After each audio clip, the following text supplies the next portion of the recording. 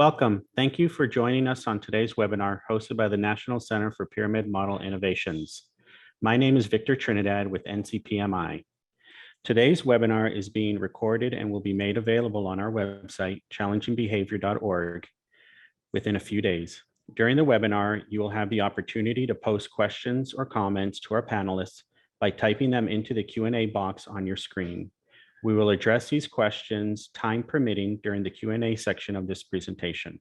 This webinar is part of the Within the Framework webinar series. Today's topic is Inclusive Routines in Early Care and Learning Environments, presented by Jackie Joseph, Megan Cartwright, Alyssa Rausch, and Phil Strain. Thank you very much. Please proceed.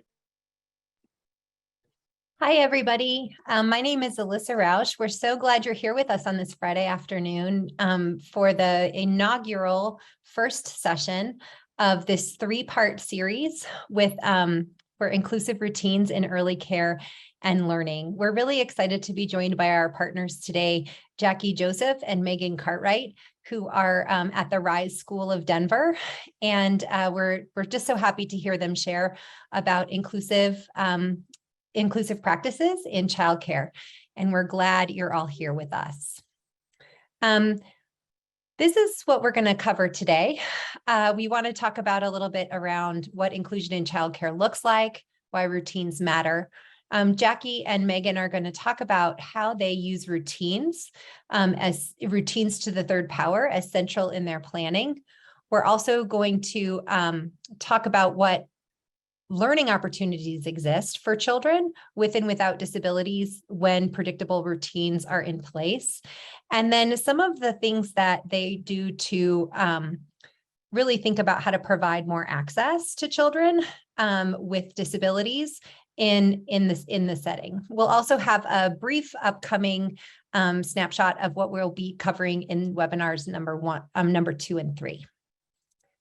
So again, we're here today to talk about inclusion as an innovation for NCPMI, because what we know is that all children have the right to an opportunity to learn in an environment that they would be in if they did not have a disability. And we know that this is the case. This is from the NAEYC Advancing Equity in Early Childhood Education statement, but we also see it in the joint NAEYC and DEC policy statement on inclusion. We also see this in the joint federal statement from the U.S. Department of Education and the U.S. Department of Health and Human Services. So what we know, and we'll hear Jackie and Megan talk about this as they're the people that talk about this best, but that this is really an opportunity and a privilege for us to support children in the settings that they would be in if they did not have a disability. So we're really happy to be part of this. One of the things that we like to sort of talk about when we talk about inclusion is this idea of curb cuts, right? So in the 1970s, a woman, there was a group of advocates who had physical disabilities and they could not get up onto the sidewalk. And so they decided to pour concrete to link the street to the sidewalk. And in that instance, the first curb cut that we see around today on all of our sidewalks was developed. What we've learned from that curb cut is that it is people with disabilities that benefit from that curb cut, but we also know that people without disabilities benefit from that curb cut as well. It exists because everybody is supported by it, whether they have a suitcase, whether they have a stroller, whether they have a bicycle, we all use those curb cuts. And so what we're really thinking about in this series is that when we design for children with disabilities in childcare, we actually do improve outcomes and supports for all children who are there. And Jackie and Megan will do a great job of talking about that today and in our subsequent webinars. This is a slide that I think is familiar to lots of you, but this comes from our friend, Dr. Strain, who is on the call with us today as well. And Dr. Strain really created this map for us that really says when you have when you want a high quality inclusive environment, what do you need? What are the components that you need?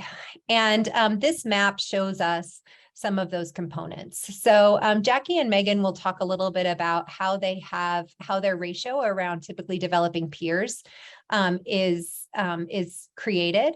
They'll also talk about how they create opportunities for practice for kids all day, every day. So it's not something where they get pulled out and somebody works with them in that way.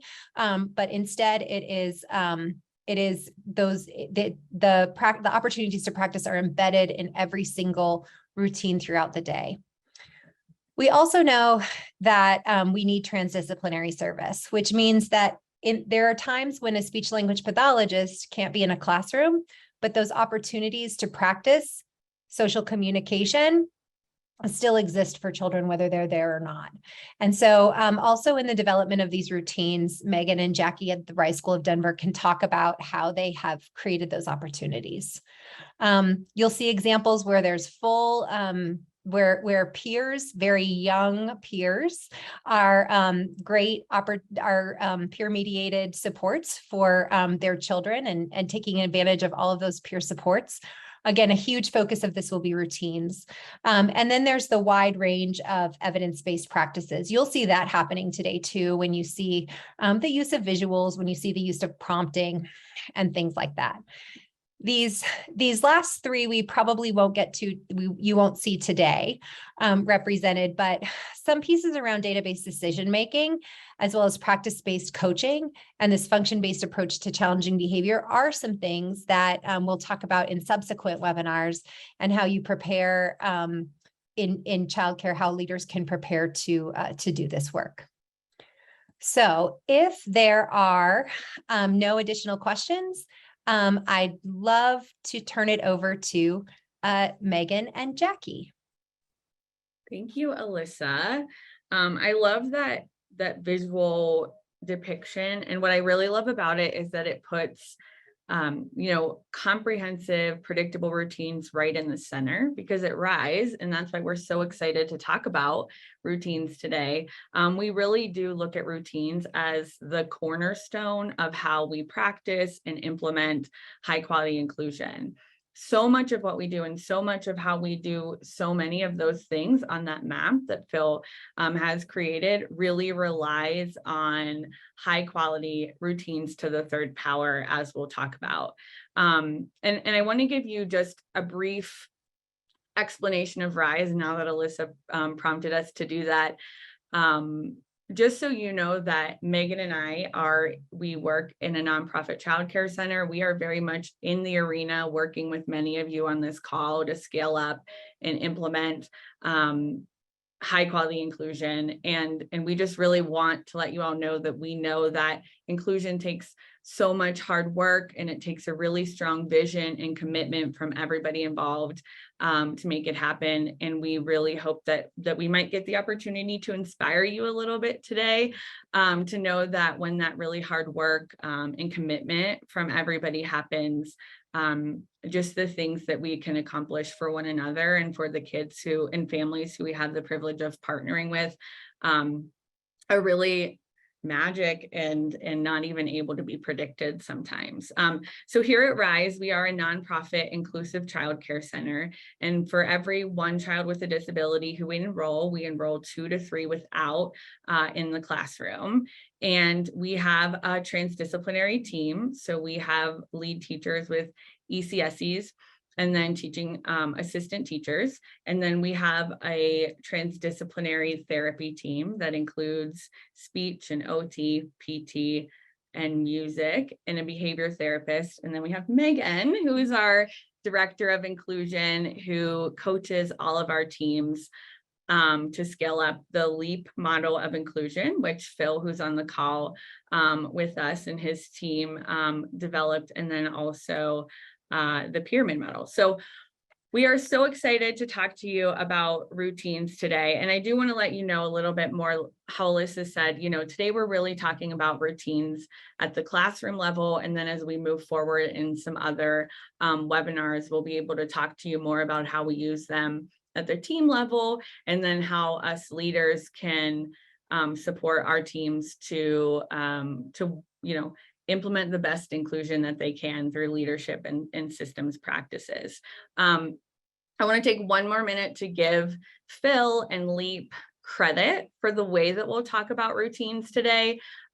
RISE did not come up with routines to the third power, but we very much and very surely and excitedly adopted them into the foundation of how we do inclusion here. So I just want to make sure that we're not really taking credit for that. It really deserves to go to Phil and the team at Pele. So let's get into it.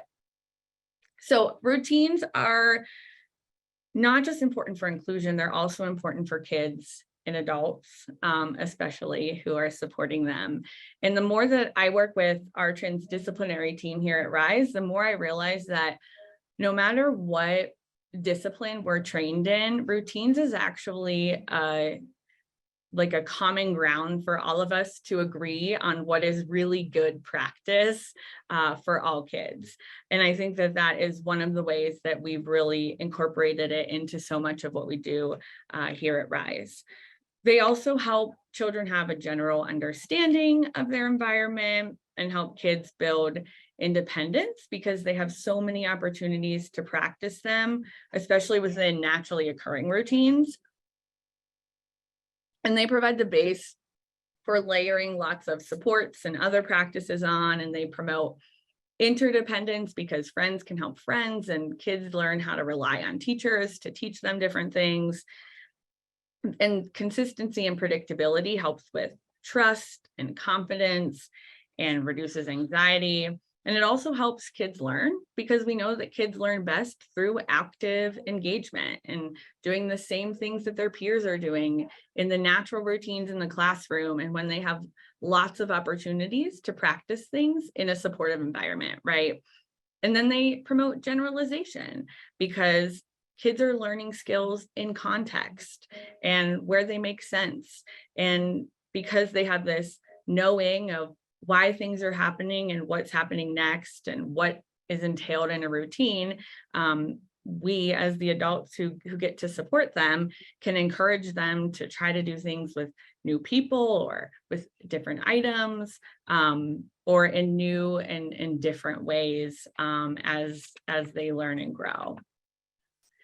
And so I've already talked a little bit about how inclusion is a cornerstone here at RISE. And while, talking within this hour on a Friday afternoon is beyond the scope of today's webinar and really even probably the scope of the next 3 webinars, I really just wanted to show you how we build on a foundation of high quality routines to the third power to implement so many of those practices and procedures that were on that depiction, that visual demonstration of what better inclusive program looks like that Alyssa mentioned. And so before Megan talks next, Alyssa, if you just want to jump ahead one more time,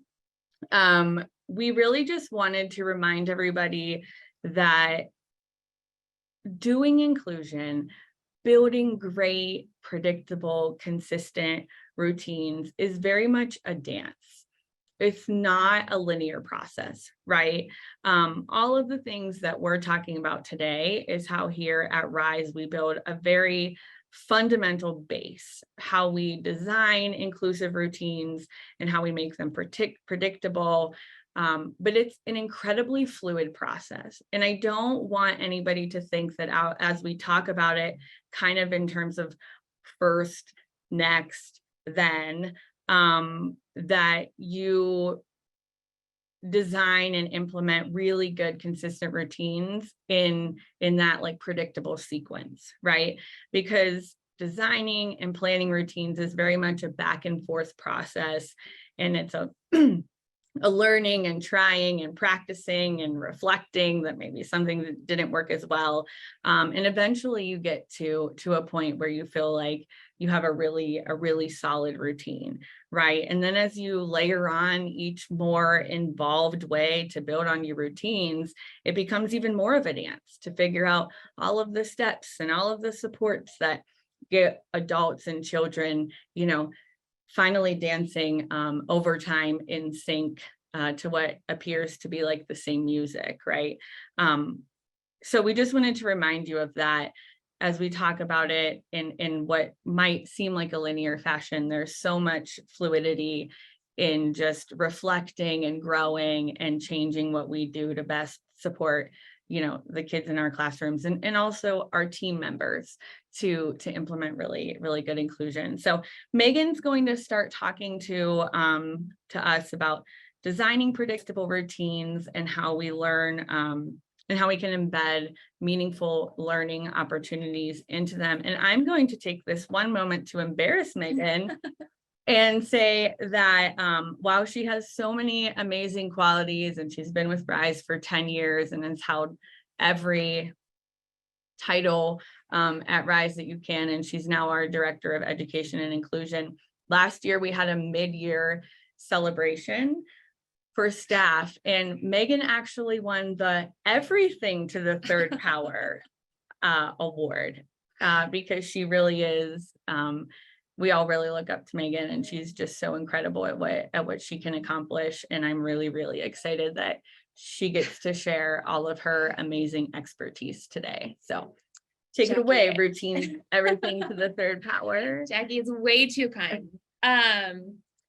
But really just kind of to build off a little bit more on what Jackie said, it really is just this reflective process. Like we met as a team this morning and we're really diving into, some of our classrooms have had pretty solid routines set for a couple years, and we were reflecting this morning, and as our students change each year, what are their strengths, what are their interests, and how can we adjust our routines to better reflect and support those students?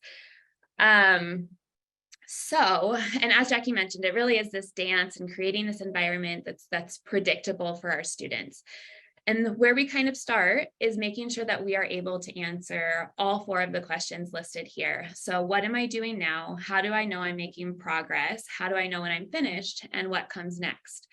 And so all of our students and all of our teachers should be able to answer these 4 questions. And one of the biggest indicators that something needs to be adjusted in our routines, whether they need to be more specific, more defined, or structured differently, is that the teachers are not able to answer these 4 questions.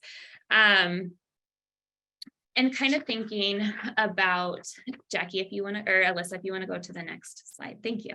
Kind of the big picture of it. So we talk about our events. These are the core things that are happening within our classroom on a daily basis. This is the arrival, the circle time, meal times, outside, small groups, things like that. What's happening in your daily schedule is our events, or what we call routines to the first power. Then we take that a step further and we talk about our routines to the second, or the activities. And these are the main things that are happening within the event itself. So when I think about RISE and thinking about activities within our events, the idea of small group comes to mind. So we have small group listed after outside time. And within that small group, we have a song that collects all of the students into their groups.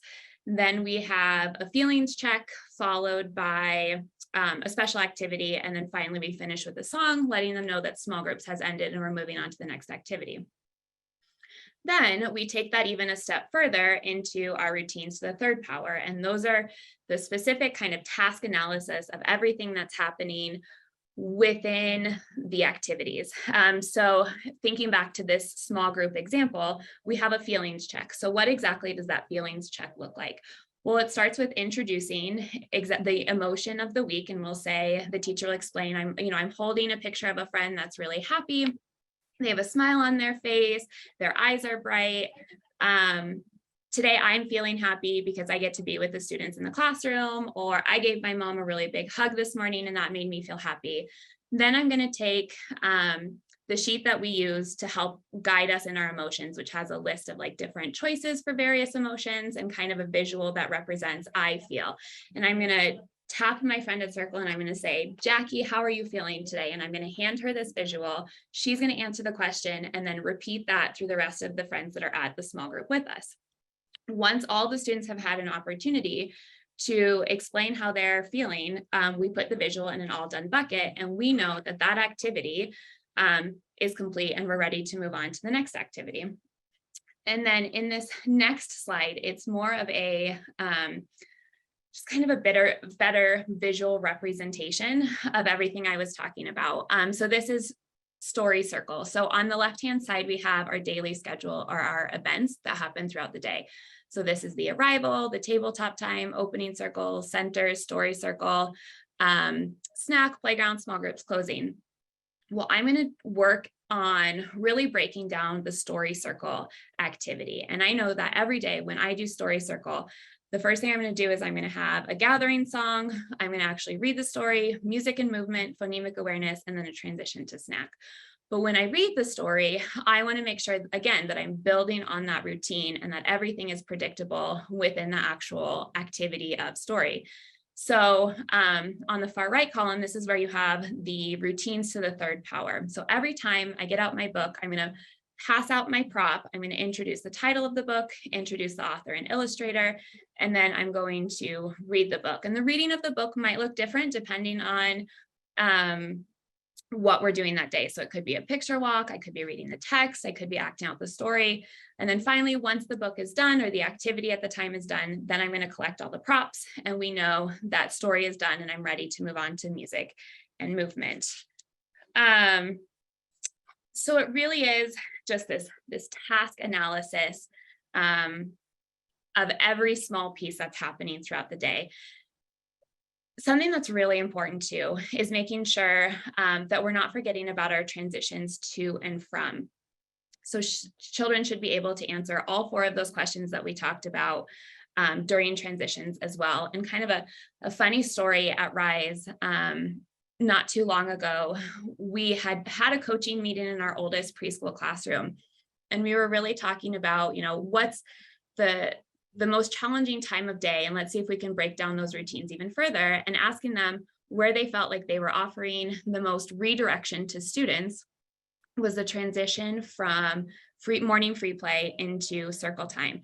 And what doesn't take more than 2 minutes within the actual school day, took us about an hour and a half to actually really define how do students know where they are within that transition, and how do they know it's coming next, and really focusing on all 4 of those questions. And once we spent the time to really break that down and talk about it, the teaching team took the opportunity to explicitly teach what that routine would look like. And then after, I would say it was probably about 2 days of implementing that transition, we noticed that students were able to independently get from morning free play to circle time. The number of commands, which we know really depletes students' buckets, lessened significantly. And then also just the amount of challenging behaviors that occurred during that time also decreased significantly. So that was just a really good reminder to us that these transitions are equally as important to plan for as we're thinking about developing our routines to the third power. And this is one of my favorite videos. This is Miss Rose in our 2-year-old classroom. So we call this our kangaroo classroom. And Miss Rose has really spent a lot of time and resources into thinking about meaningful routines for her classroom and her age group. And this is the transition from snack time to outside. And I'll let you go ahead and play it, Alyssa. If you can hear me, stomp your feet. If you can hear me, pat your head. 3, 2, 1, stop. It's time to check our schedule. Did we play in centers today? Yeah. Yes. We played music and blocks and kitchen. Yep. We are all done centers. Right now we're eating our snack. Next, we will go outside. Outside. Yep. 1 more minute of snack. Then outside. Friends, when our timers are all done, we can clean up. Our dishes, our plates can go in the white bin. Where do our water bottles go? In the blue basket. Yeah. So in 1 minute, we can clean up.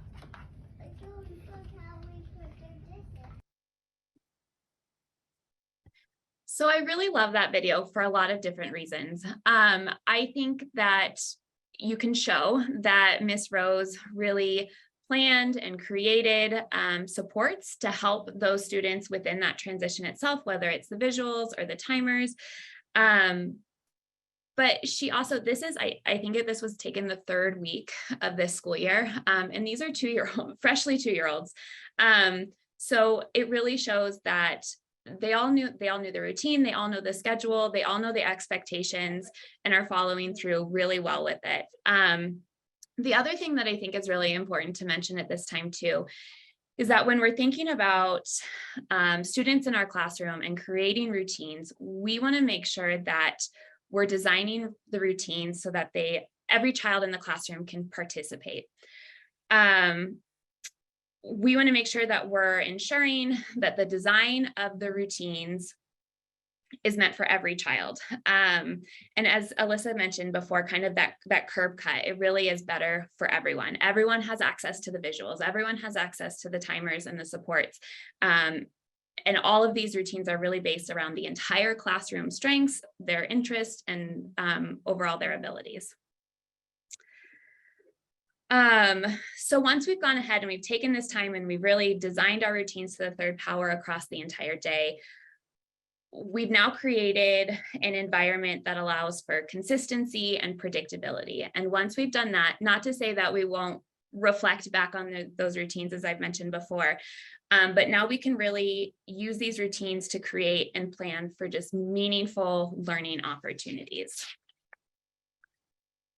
And in this example specifically, we're looking at arrival time. So that event or that routines to the 1st power is the arrival, then the activities within the arrival themselves or within itself is going to the cubby, I'm going to wash hands, sign in, question of the day, and going to the table activity. And then again, we've broken it down even further into that routines to the 3rd power, that within that question of the day, I'm going to get my name, I'm going to answer my question, and then I'm going to go get another peer. Once we've gone ahead and we have that routines to the 3rd power, I can really reflect, and even as I'm building the routines to the 3rd power, I want to really reflect on what is the purpose behind the activity. So we have sign in here. Is the purpose of sign in to work on handwriting? Is it to work on social skills? Really reflecting on what that is and then plan for meaningful opportunities from there. So if I'm going to utilize sign in as a social opportunity, I'm going to work on getting those quick social hits. So making sure that students have the opportunity to share or request from each other. And I really think that one of the important takeaways outside of just the typical academic standards that we're wanting to work on as we're teaching is really being able to focus on creating valuable connections, that the students can work on those valuable connections with each other. We always say, make it social. Make it social, exactly. So again, kind of as I mentioned before, really making sure that we're focusing on what we want taught during each of the events, what is kind of the meaning or the purpose behind that event and the activities within the day, and then utilizing that to really identify the specifics of what we want to teach, and then use kind of that 4th column in the routines to the 3rd power from the previous slide to really focus on how we can embed and make it meaningful. And we know as early childhood educators that the opportunity to make friendships is one of the biggest things that's going to make it meaningful for students. So really being able to focus on creating friendships to make it more meaningful for those students. So in thinking about the previous example, we had story circle, and during story circle, we have our story time. And I'm going to reflect on exactly what it is that I want to accomplish during story time. So I know that the students are really interested in learning about the pieces of the book. They're interested in knowing the title, what the author does, what the illustrator does. So I'm going to build that into my routines to the third. And every day we're going to give the opportunity to point to the title and label the title, talk about what the author does, who the author is of this book, talk about an illustrator's job, and point to the illustrator on that book. And this is also an academic standard as well. So I'm able to incorporate their interests and hit that standard. If I were planning on incorporating something regarding rhyming, I would make sure that I would use this time to pick a book and props that directly relate to whatever rhyming activity it is that I would work on. And story circle isn't obviously the only time that I would give the students this opportunity to work on this. I would embed it at various times throughout the day to give them lots of opportunities to practice this.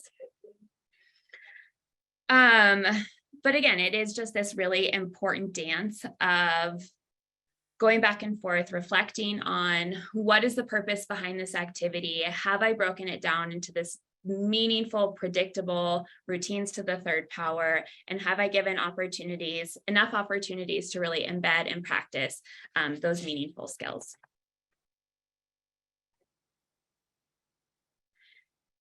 And this is such a great video. There's a lot of words on the page. I won't spend too much time. I know we don't have a lot of it today talking about it, but this is a really neat video working with a little one on taking the opportunity to embed learning opportunities into these really naturally occurring routines.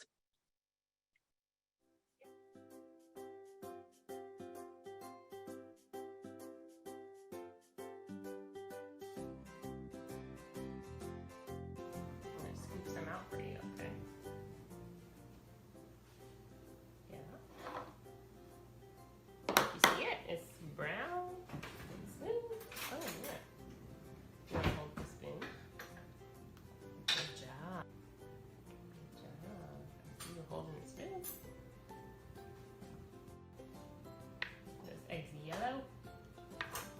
They're still a little bit warm, aren't they?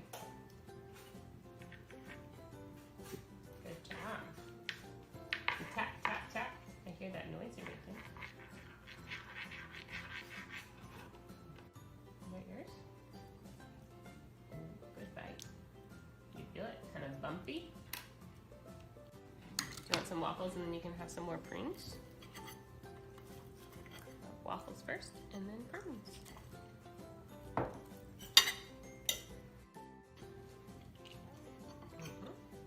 Good job. Okay, you had some waffle and now we're going to next have some prunes.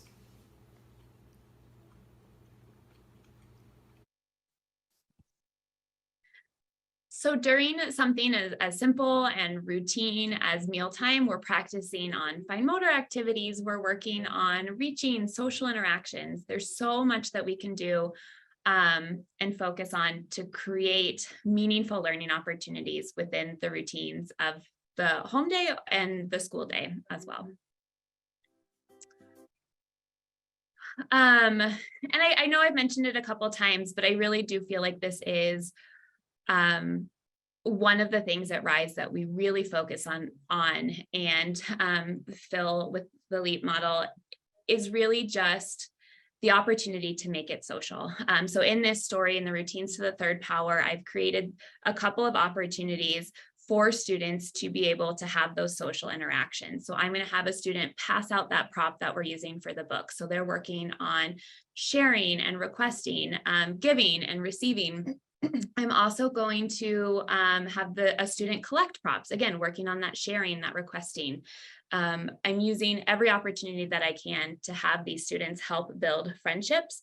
And building friendship it's vital to creating an inclusive classroom with playing and engaging and learning with friends to build on how much more meaningful those activities can be.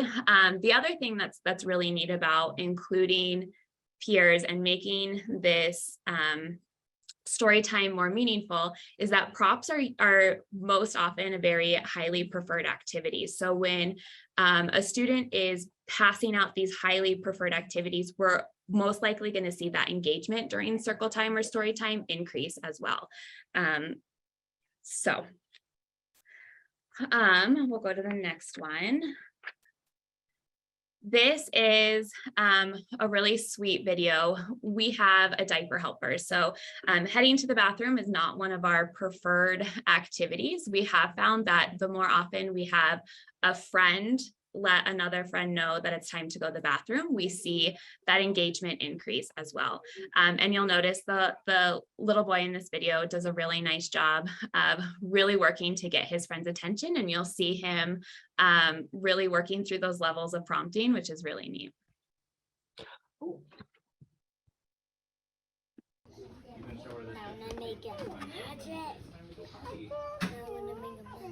So she's doing some magic carpet.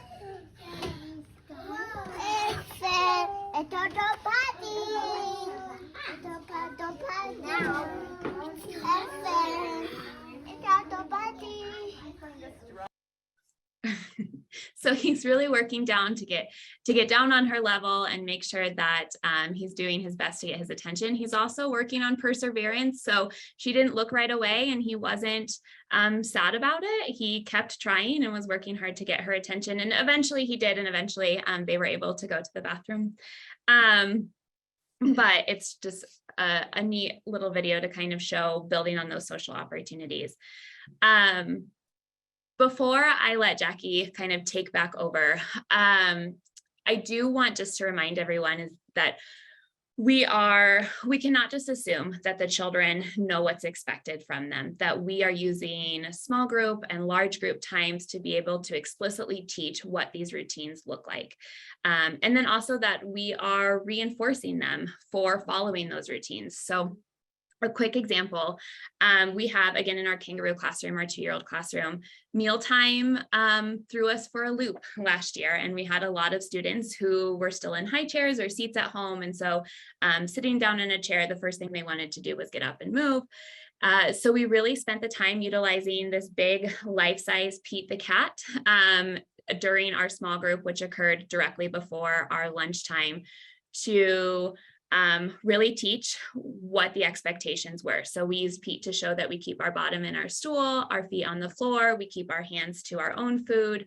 And every time Pete the Cat followed the directions, he would get to choose if he wanted a stamp or bubbles. And then we would directly practice that during mealtime as well. So anytime we caught the students sitting in their stools, or they were keeping their hands to their own feet, or keeping their hands to their food, or feet on the floor, they would ask if they wanted bubbles or if they wanted a stamp. And I would say after, it was probably about a week and a half of explicitly teaching it every day at small group, mealtime completely changed for us. So we really built down exactly what were the routines and what were the expectations of the students during this time.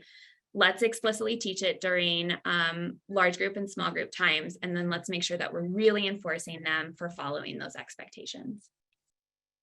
Yeah. So now that, and I just have to say, I'm like, oh, I just wish you were talking about this. I just love listening to you talk about this. But so now that we do have a pretty good idea about the design of our predictable routines, and we've considered how we're going to make them purposeful and meaningful by embedding learning opportunities in them, and also assuming, like Megan said, that we've really thought about the children in our classroom when we're doing these things. We revisit and review routines every year, knowing the children who will be in the actual classroom, right? In order to make routines even more inclusive, then it's also important for us to identify what our routines need, what we need to develop, what children and adults will need in terms of materials and visuals, and what teaching strategies we'll want to use for all children and for individual children to make sure that they have full access to every routine and that they can fully participate in every routine. So we will use visual supports and schedules to do this. We'll use visuals and supports and schedules to help us provide and demonstrate and support children to follow a predictable structure to the day. We'll, like you'll see in like the daily schedules, we'll also use them to teach children what is expected of them. Like you saw, well, actually you didn't, there was another video that we considered including of Rose teaching the kangaroos exactly what Megan was saying, bodies and our bottoms in our chair and tummies to the table. And then we'll also use them to inform children of what they should be doing. So you see, these are our 2-year-olds and they have a tabletop activity, and we pair, for example, every tabletop activity with a visual that doesn't prescribe or limit their creativity or their ability to engage in this very fun child-led activity that they like, but it helps all of the kids know, you know, how I can use these things in different ways. And for that's my daughter in the pigtails to keep it out of her mouth. It's a good reminder. We are not going to eat the Play-Doh today, Goldie. Alyssa, you can go ahead and move forward.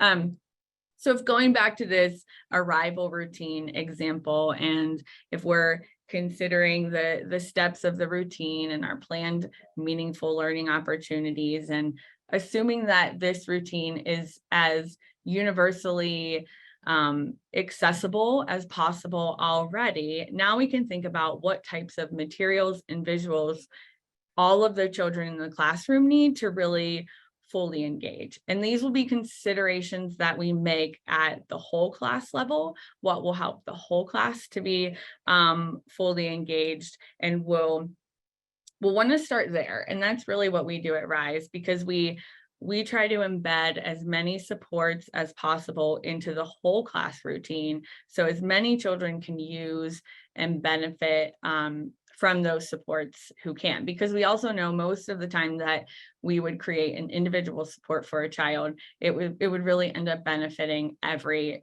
child in the classroom. And so I'll also note here that at RISE, we don't really focus when we're thinking about this on does the child have a disability or not. We just think about children as a whole and individually and what they'll need to be successful, and we plan accordingly. So we think about what would support every child with and without disabilities based on what we know about their strengths and their interests, what their goals are, and what we know that their support needs are, and what they tend to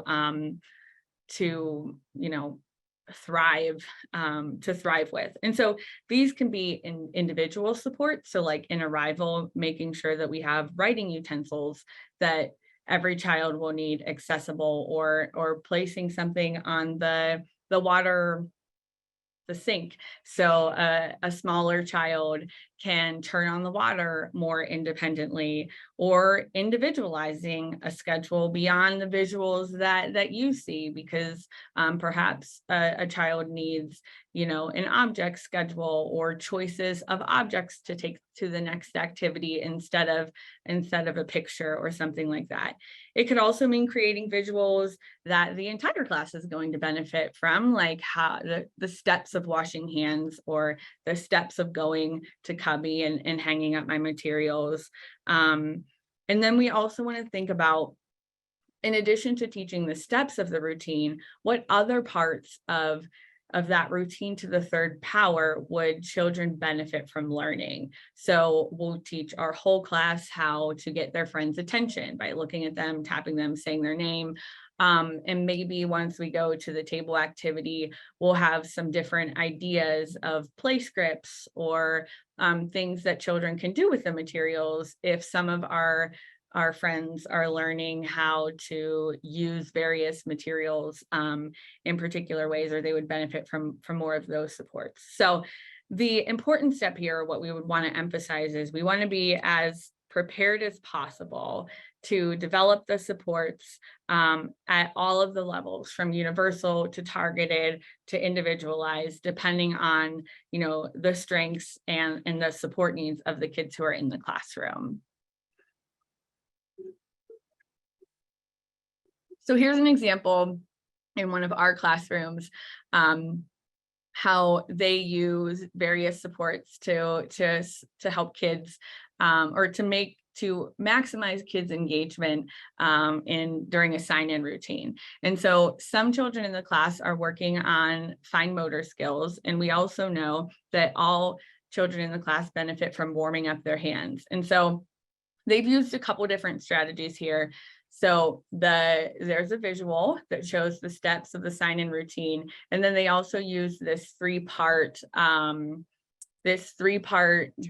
tray. Thank you, Megan. To kind of even farther support. The warm-up materials are on the left, and then you pick whatever writing utensil that you want, and then you would go ahead and sign in. And what happens at the table is that everybody uses the visual, and then a friend at the table passes out their friend's individual sign in, and then our occupational therapist has individualized the sign-ins for each kid or each child based off of, you know, what kind of letter or stroke or I'm not an occupational therapist to like know the proper words, but you know, she's individualized it to every child.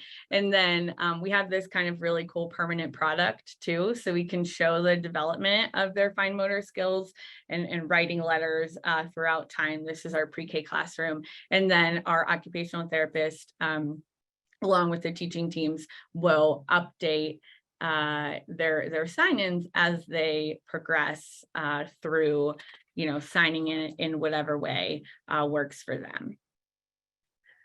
The next slide shows some examples of transition visuals that the same classroom uses. And it's the same classroom that reflected that while they felt that their overall routine was going pretty smoothly, it was the transitions across those events of the day that were really requiring a lot of teacher support and prompting. And so they created a bunch of these transition visuals, and they had them easily accessible within the classroom. And initially, they would kind of how you saw Rose do in the 2-year-old classroom, they would put them on the table as the transition was about to occur, and they would obviously teach the steps of them.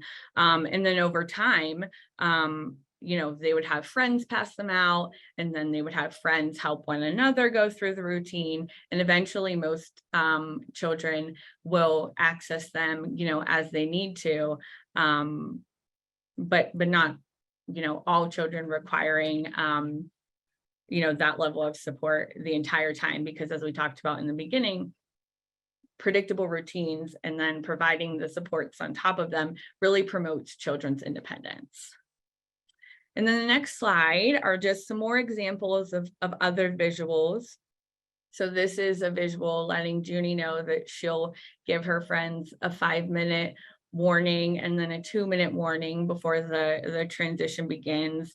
And then another example of Stella, who is helping her friends remember to stay hydrated throughout the day. Here in Denver, it can get pretty dry. So while the water bottles are always accessible at meal times, and when they come in, they have a water bottle helper who passes out. And you can see there, it just shows there's a little visual that lets them know, you know, get the water bottle, go to your friend, tap them, give them the water bottle, and then they can hydrate together.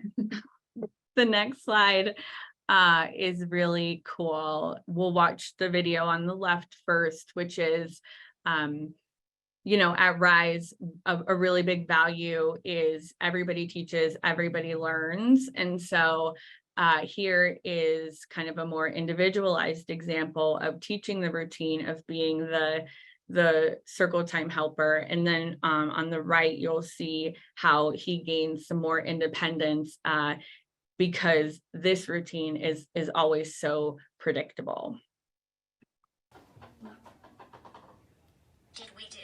One is over. School.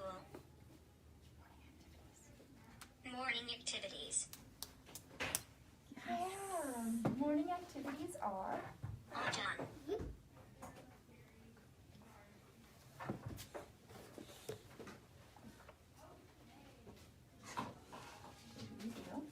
Did we do? School. Circle time. Not yet.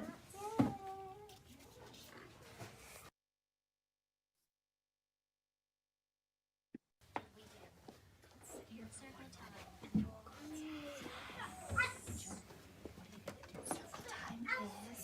All done.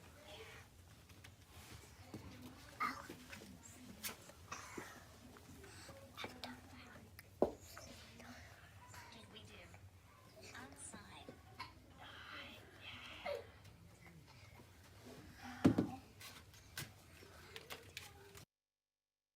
And so that's a little bit of a quieter video, because another thing that they learned in that classroom is that to ensure that we can hear, you know, our friends when they're talking, let's stay quiet. And they learned how to answer in more of a whisper tone when our friends who use their talkers to talk are running, you know, are doing helping jobs that require us to hear what they're saying, especially.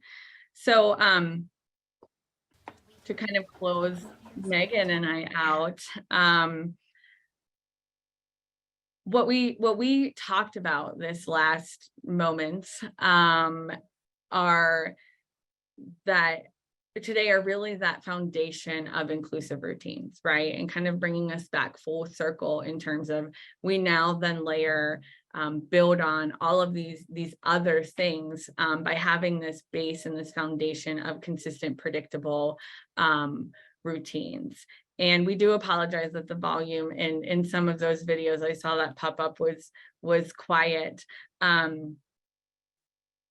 but also very I think showing of how we can support kids and support routines to be predictable and social, right? But I also just wanted to remind everybody that as we did all of this, we are a nonprofit inclusive childcare center. We call it our scrappy scale up of inclusion because we had no dedicated funds. We have a grant that supports Megan's position right now. And we also have no time to do it, but we just all have a very strong vision and commitment to doing what's right and to knowing that inclusion is what's best for everybody, from the kids in the classroom to the adults who have the honor of partnering with them and their families.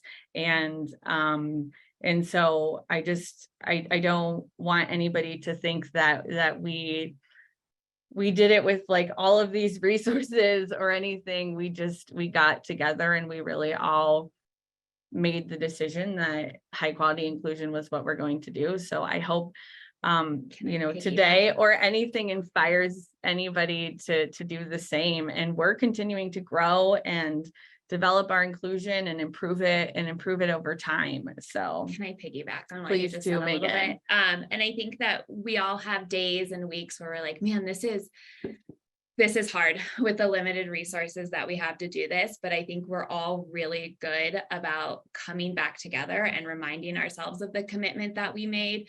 And I feel like it really helps rejuvenate us as a school and as a program to say like, yes, these are the commitments that we made and we know it's possible and we've seen the benefits of it. So we're going to keep driving and we're going to keep doing it. So. Thanks so much, Jackie and Megan. Dr. Strain is going to bring us into the end of this webinar as he talks about how we'll move into the following two webinars, which will be next week and the following week, the 23rd and the 30th. Well, hi, everyone. Thanks for sticking with us. Appreciate everyone on the call.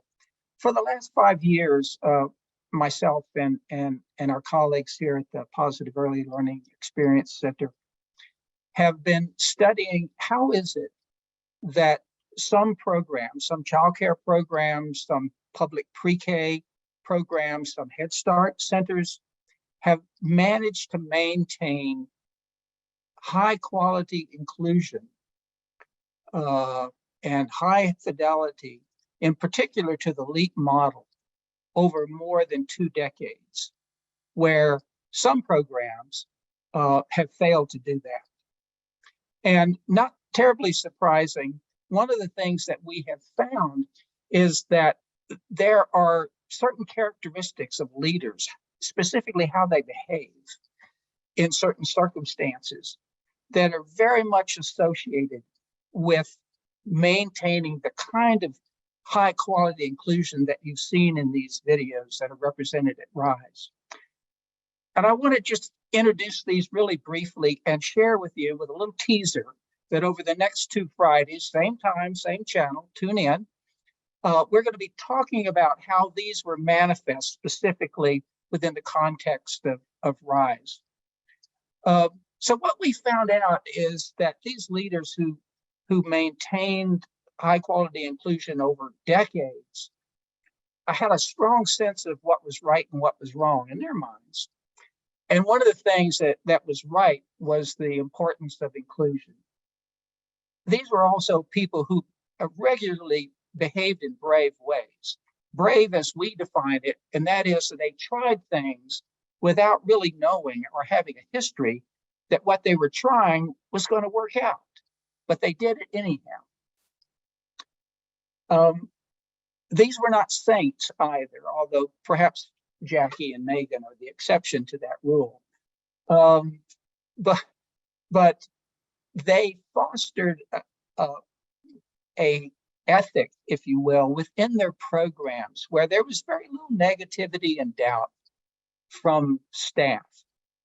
Rather, staff became supports to them, and staff, if you will, promoted their own efforts as administrators.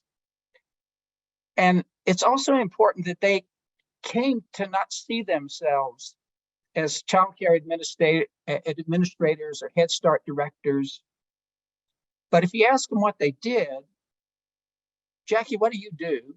They would say things like, oh, I'm an inclusion advocate. And oh, by the way, I also direct this program. But their reason for being became inclusion and its promotion. They also practice highly inclusionary practices with staff and families. So when they made decisions, they made them cooperatively with input from everybody.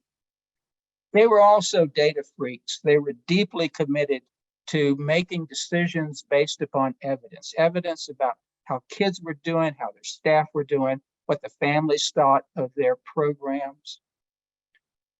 They're truly evidence-based practitioners in the form of administrators. And they were, in the words of the poem, the captains of their souls. When faced with stuff that was challenging, they were supremely confident. But they didn't start out that way. It was their journey through inclusion that got them that way. So over the next 2 weeks, we're going to talk about a lot of direct practices like we saw today. But it's also important because I noticed there are a bunch of administrators on this call. We're going to talk about what does it take as leadership to make these things happen on a daily basis.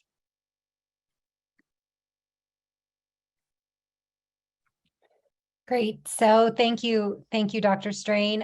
Just a preview that part 2 is around collaborative teaming and using routines in collaborative teaming. And the third part is around leadership, people, programs, and systems. So we look forward to seeing you on our subsequent webinars. There were a couple of questions in the Q&A that we worked to answer, and I think we're probably a little bit out of time at this point. So I'm going to turn it over to Victor to close us out, but we will put our email into the chat and you can reach out to us with questions that we didn't get answered. I'll put my email in specifically, and then I can get that to Jackie and Megan for specific questions. And with that, we'll turn it over to Victor. Thank you very much to all of our panelists for their wonderful insights. Your feedback is very important to the work that we do. Please remember to provide your feedback on this webinar with our post-webinar survey. Then you can copy that URL or scan the QR code, and your certificate of attendance will appear once you can submit the survey. We invite you to visit our website, challengingbehavior.org, to sign up for our upcoming webinars, access recordings, download pyramid model resources, and more. Thank you to our funder for making this webinar possible. This concludes our webinar. Thank you all and have a great rest of your day.